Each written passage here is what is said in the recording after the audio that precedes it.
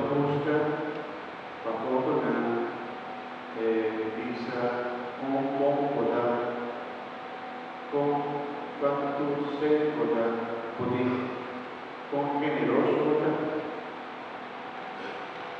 Un personaje tan generoso, que pone su talento en la servicio de comunidad, por ejemplo. Eso no viene a buscar, así, sirve, dona, compartir. Si un daño también, es agradecida. Pero si no lo ve, ¿dónde la queda comprar? Madre Teresa de Calcuta, ese trabajo estaba también como base de su servicio. Estaba la búsqueda en general, no por ver nada. Y estaba va a buscar en la calle, estaba la casa muriendo, en la calle. Va a curar, no de come, ayuda. Inclusive ahora Teresa estaba la visa, para no te avisa nada. Algún otro sí se llama volante. Y Madre Teresa se puede dar la visa, pero vos no está haciendo a otro ni a la base. Y no está haciendo ni siquiera para la humanidad. Y está haciendo para su hora que está haciendo, y está haciendo Cristo Jesús.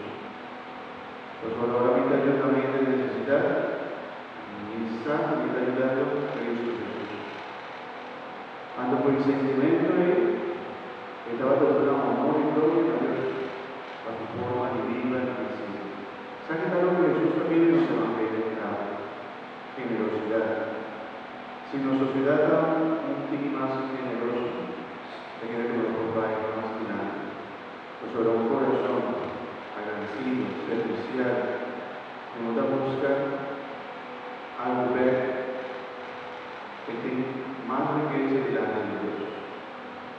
Y Dios quepa nuestro amor, nuestra estimación, nuestro comportamiento, tiene más generosidad. Tan importante. Saluda, sin espera nada. Ver. Saluda, sin espera nada. Ver. Básicamente de cualquier otra relación de amistad, relación familiar, relación de matrimonio. También la base una relación a muerte. Sin estima, sin ayuda, completamente amor. Dios sufrió la señal, no sé, y Jesús da prueba de una entrega total. Era derramado de la última gota de su sangre para nuestra salvación. Que no hace falta nada, era entregar su vida completa.